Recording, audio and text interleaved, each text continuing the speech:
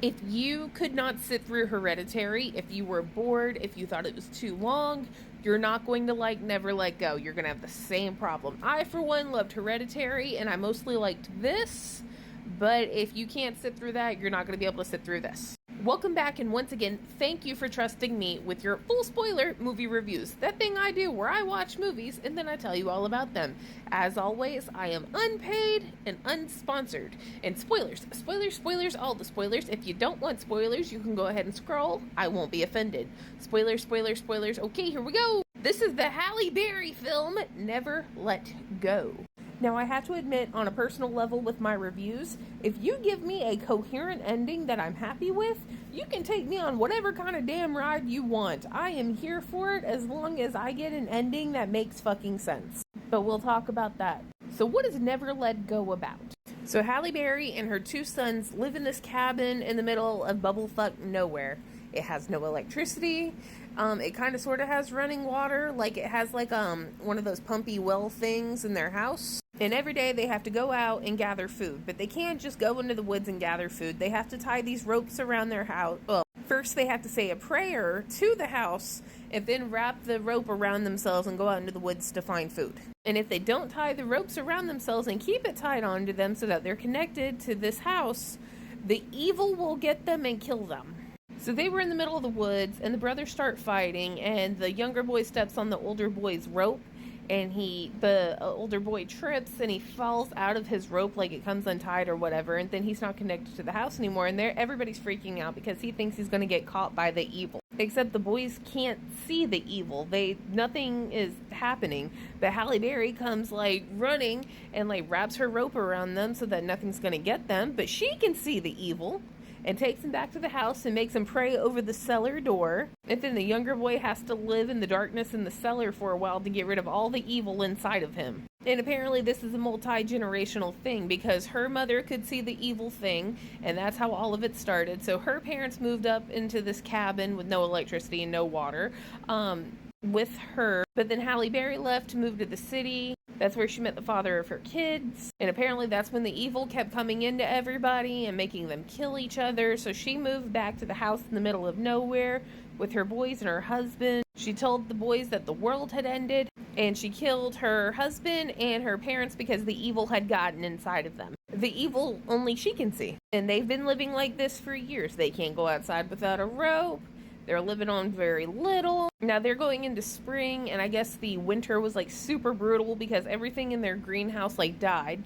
Not that they had a whole lot in their greenhouse. There was like maybe 6 plants. It was like 2 planting beds. So everything was dead in there, and none of the animals had come back. So they started eating bark off of trees for a while until Halle Berry has enough of it and tells them, hey, we only have enough water left for like a couple of weeks, maybe a month. Even though it's been raining consistently throughout this movie and they have a well and a stream nearby. And there's really nothing left for them to eat, and they're going to have to eat the dog. Mind you, not once did we try fishing in the nearby stream with the fresh water. But no, we have to resort to eating the dog. Anyway, she takes the dog to the greenhouse, and the youngest boy has finally had enough of all of this. And he takes the machete and like disconnects her from the house before she can do anything to the dog. The dog makes it. The dog is okay. His name is Coda, and he's okay. But then she starts freaking out. She sees the evil, and she commits personal sacrifice so that the evil couldn't get her. Now, the older boy is having a really hard time with this because he believed everything his mom said. He thought the world had ended. He thought the evil was going to get them. But the youngest boy, absolutely not. He's like, there are people. There's food. We don't need to eat a dog. So there's a lot of that going on. And so the younger boy runs out into the woods, and he finds, I think, a road, and he starts screaming help for a while.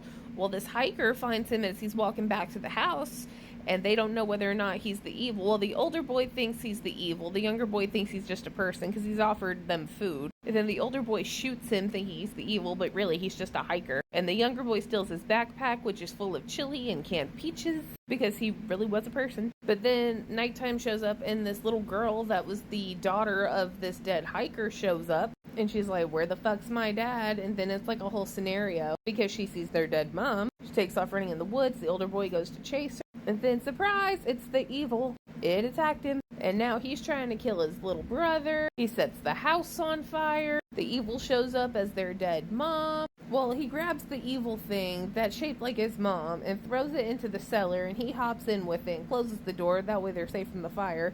And he's praying over it, which turns into like this lizard person, which is actually a demon. And then it goes poof, and it dies. Well, then some rescue workers in a helicopter rescue him out of the cellar and his brother, and you think everything's good now because the evil is gone. But then his brother says something like, "She always loved me more," which is one of those things that was said when he realized that something was evil. So I have no idea if the evil is still there. The end. Now, did I like it? I'm fighting on this. Like, on one hand, I didn't see the ending coming. Like, I thought I had this whole movie figured out within the first 10 minutes, and you're probably going to feel like you have this all worked out in the first 10 minutes, too. But then you have the lizard people demon thing. But on the other hand, I kind of just wanted it to be psychosis.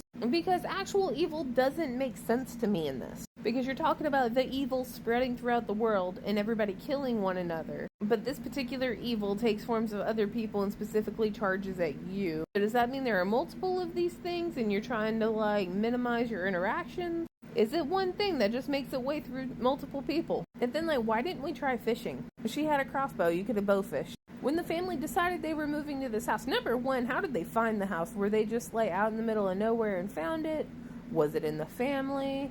Did their dad build it? I don't know. They had never seen a camera until about halfway through this movie, and these boys are over the age of 10. Why had they never seen a camera? Why didn't even they have like a radio? Is the evil gonna come through the radio? Radios take batteries. Like, in terms of how much rope each of them had, was this like a trial and error thing? Like, I feel like that much rope between 3 people, that obviously had to be some kind of special order. Somebody had to go to the hardware store at least once. Nobody has that much rope on hand.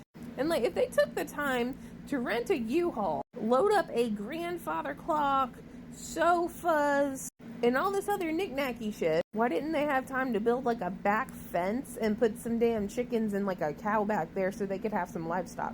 And also on that note, had they built a fence, does that extend the perimeter of the house's like protection? And do they have to technically be connected to the house via the rope? I mean, instead, could they just carry like a roof shingle?